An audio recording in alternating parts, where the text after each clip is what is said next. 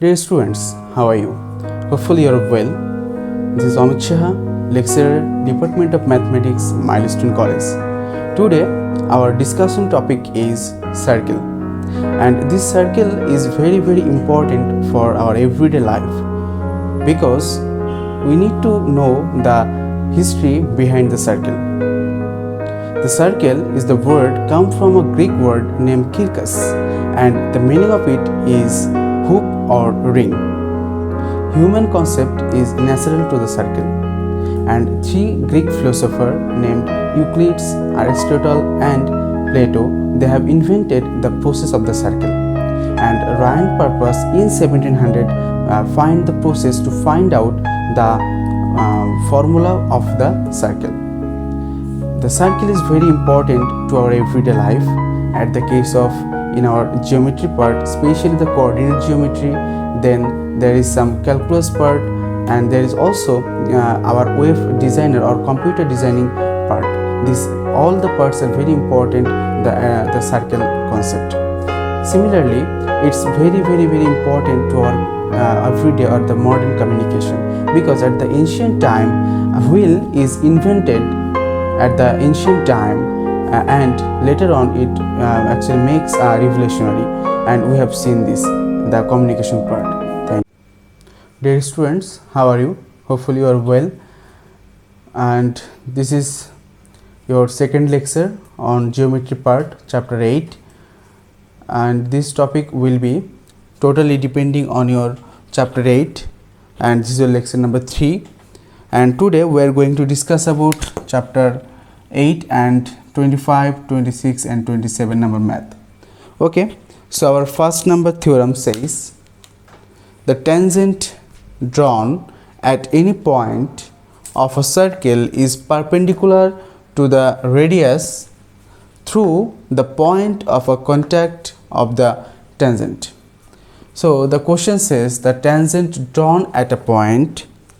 So we are trying to draw a tangent which must be at a point of a circle is perpendicular to the radius through the point of contact of the tangent. Okay, so here the special nomination says suppose PT is the tangent which actually we are trying to draw at the point P to the circle with center O. So PT is our tangent. This the PT is drawing tangent, and this tangent is drawn at the point actually P with the center O. So the circle center is O, and OP is the radius of, so OP is the radius through the point of contact. So this point, this is the point where we are drawing a tangent, and this is the point where we are drawing the radius. It's required to prove that PT is perpendicular on OP. PT, the tangent, is perpendicular on OP. Now the construction part says take a point Q.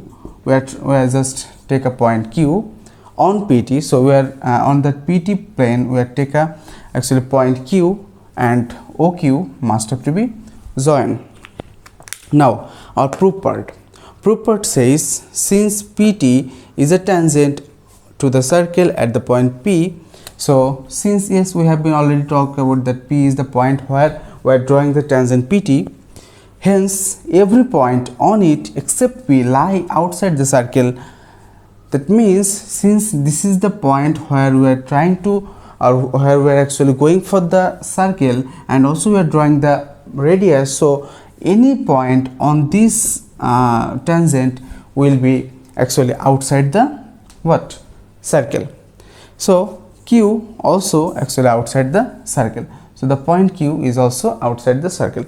If Q is outside the circle, then what about the distance of it? So the distance of OQ is greater than OP. The distance of OQ is actually greater than OP. It is true for every Q on the tangent PT except P. So actually on PT, if we are taking any point that must be outside the circle except P, only P is the point who will be the point of contact. That means this P will remain the circle. Okay, so OP is the shortest distance from the center to PT. So PT is the shortest distance, and since PT is the shortest distance, PT is the shortest, OP is the shortest distance on PT. That's why we can say the OP is perpendicular on PT. So here in this question, in this theorem, we have to observe two things. First thing is P is the point of contact where we are drawing the tangent, and P is the point where we are drawing the radius. And here the radius part, or since this is the point of contact, that's why if we are taking any point on Q or PT, that must be lie outside the circle. That means the distance of OQ or something like that, or like Q related distance must be bigger than the OP. So OP is the smallest distance, and since OP is the smallest distance, that's why we can say OP is actually the perpendicular on OP. So the PT and OP will be remain perpendicular. That means they are creating a 90-degree angle. Okay, thank you. So this is our theorem number 25. So here this is the theorem number 26, and theorem number 26 says if two tangents are drawn to a circle from an external point, the distance from the point to the point of contact are equal. Okay, so here some important part is given, that is two tangent we have to draw from where, from an external point, the distance from the point to the point of contact are equal. Okay, so here let P be the outside of the circle. This point is, yes, this point is outside of the circle with the center O, and there is a circle named AB, maybe C, with the center O, and two line segments PA and PB be two tangent. Here PA and PB, these two are the two line segments, and these are two actually the tangent. So, and actually these two tangent actually on the circle A and B touches the point, 2 point A and B. It's required to prove that these two sides are equal. Okay, construction. At the case of construction, we have to go for some addition, that is OA, OB and OP. We have to add these 3 points, OA, OB and OP. Now we are going for the proof part. Since PA is a tangent, OA is the radius through the point of tangent, PA is perpendicular to OA. Here actually our OA is the radius, what's happening here? Is the radius, and PA is the tangent, and according to the theorem of 25, we know the tangent and the radius must be the parallel to each other, perpendicular to each other. That means there will be created a 90-degree angle, isn't it? So since PA is the tangent, OA is the radius, so PA is perpendicular to OA. And since we can say that this A angle is equals to 90 degree, or PAO is 90 degree, similarly PB is also 90 degree. Here we can say that POA and POB, these two triangles are right angle triangle, and in this right angle triangle we can say these two sides are equal because of the radius, and these two are equal because of same length as well as the hypotenuse of this triangle. And since we can get two sides are equal, then we can say two sides are equal, and also this angle is 90 degree, then we can say these two triangles are congruent. And since these two triangles are congruent, we can say that PA, that means this part, is equals to this part. So here the angle are 90 degree, and these two triangle are right angle triangle, and finally in the right angle triangle these two triangle where the hypotenuse are equal because this is the same side, and also the radius are equal, that's why these two triangle are the congruent.